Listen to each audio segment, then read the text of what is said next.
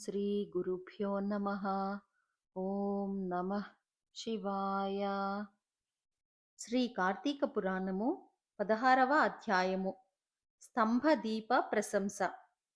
వశిష్ఠుడు చెబుతున్నాడు: ఓ రాజా, కార్తీక మాసము దామోదరునికి అత్యంత ప్రీతికరమైన మాసము.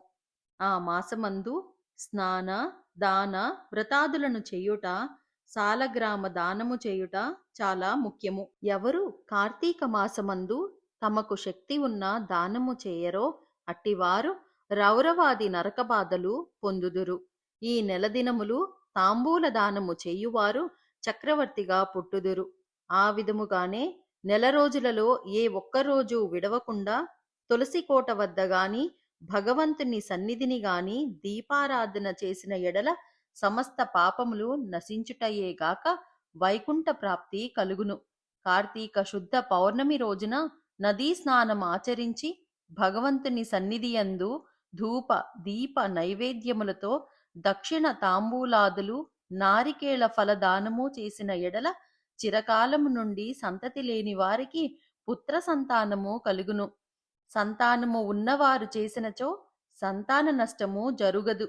పుట్టిన బిడ్డలు చిరంజీవులై ఉందురు. ఈ మాసములో ధ్వజస్తంభమునందు ఆకాశ దీపమునుంచిన వారు వైకుంఠమున సకల భోగములు అనుభవింతురు. కార్తీక మాసమంతయు ఆకాశ దీపము గాని స్తంభదీపము గాని ఉంచి నమస్కరించిన స్త్రీ పురుషులకు సకలైశ్వర్యములు కలిగి వారి జీవితము ఆనందదాయకమగును.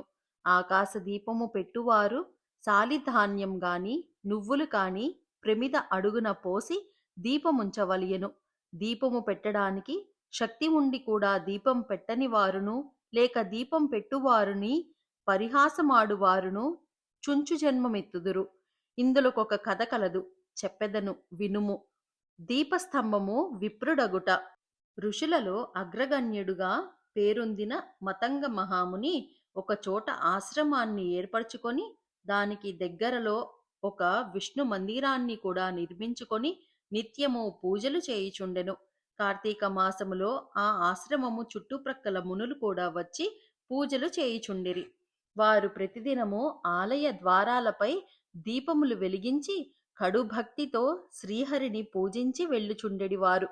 ఒకనాడు ఆ మునులలో ఒక వృద్ధుడు తక్కిన మునులను చూచి, ఓ సిద్ధులారా, కార్తీక మాసములో హరిహరాదులు ప్రీతి కొరకు స్తంభదీపము నుంచినచో వైకుంఠ ప్రాప్తి కలుగుతుందని మనకందరకు తెలిసిన విషయమే కదా. రేపు కార్తీక శుద్ధ పౌర్ణమి. హరిహరాదుల ప్రీతి కొరకు ఈ ఆలయానికి ఎదురుగా ఒక స్తంభము పాతి దానిపై దీపమును పెట్టుదుము.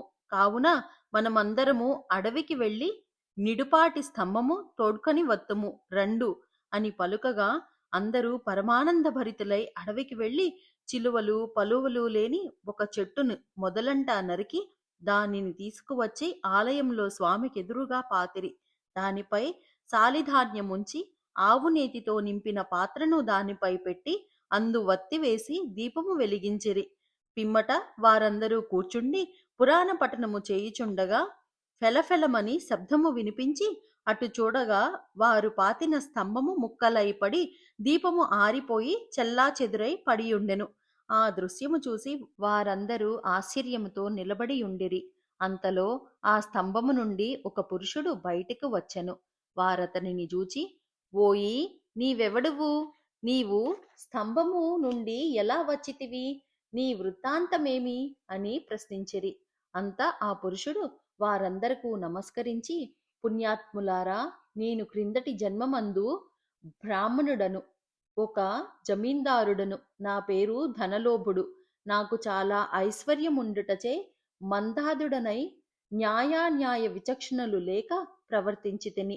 దుర్బుద్ధులు అలవడుటచే వేదములు చదువక శ్రీహరిని పూజింపక దానధర్మాలు చేయక మెలిగితిని. నేను నా పరివారముతో కూర్చుండియున్న సమయముననే విప్రుడైనా వచ్చి నన్ను ఆశ్రయించి నన్ను అతనిచే నా కాళ్ళు కడిగించి ఆ నీళ్లు నెత్తిమీద వేసుకోమని చెప్పి నానా దుర్భాషలాడి పంపుచుండేవాడును. నేను ఉన్నతాసనముపై కూర్చుండి అతిథులను నేలపై కూర్చుండుడని చెప్పెడివాడును. స్త్రీలను పసిపిల్లలను హీనముగా చూచుచుండెడివాడను. అందరునూ నా చేష్టలకు భయపడువారే కాని నన్నెవరునూ మందలింపలేకపోయిరి. నేను చేయు పాపకార్యములకు హద్దు లేకపోయెడిది.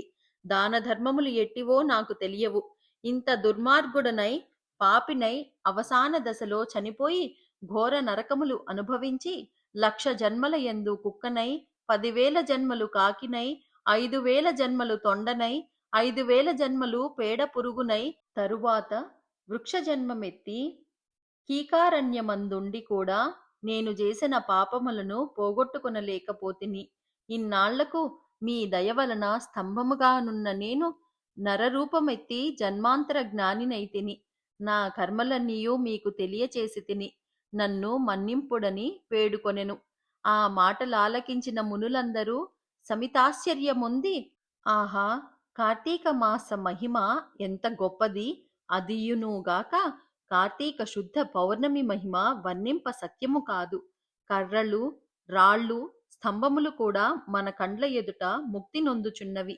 వీటన్నిటికన్నా కార్తీక శుద్ధ పౌర్ణమి ఆకాశదీపముంచిన మనుజునకు వైకుంఠ ప్రాప్తి తప్పక సిద్ధించును. అందువలననే ఈ స్తంభమునకు ముక్తి కలిగినదని మునులు అనుకొనుచుండగా ఆ పురుషుడు ఆ మాటలు ఆలకించి, మునిపుంగవులారా, నాకు ముక్తి కలుగు మార్గమేదైనా కలదా? ఈ జగంబున ఎల్లరకు ఎటుల కర్మబంధము కలుగును? అది నశించుట ఎట్లు? నా ఈ సంశయము బాపుడని ప్రార్థించెను. అక్కడ ఉన్న మునీశ్వరులందరూ తమలోనొకడగు అంగీరస మునితో, స్వామి, మీరే అతని సంశయమును తీర్చగల సమర్థులుగాన వివరించుడని కోరిరి. అంతనా అంగీరసుడిట్లు చెప్పుచున్నాడు. ఇట్లు స్కాంద పురాణాంతర్గత వశిష్ఠ ప్రోక్త కార్తీక మహాత్మ్యమందలి షోడశాధ్యాయము 16వ రోజు పారాయణము సమాప్తము. సర్వం శ్రీ సాయినాథార్పణమస్తు. శుభం భవతు.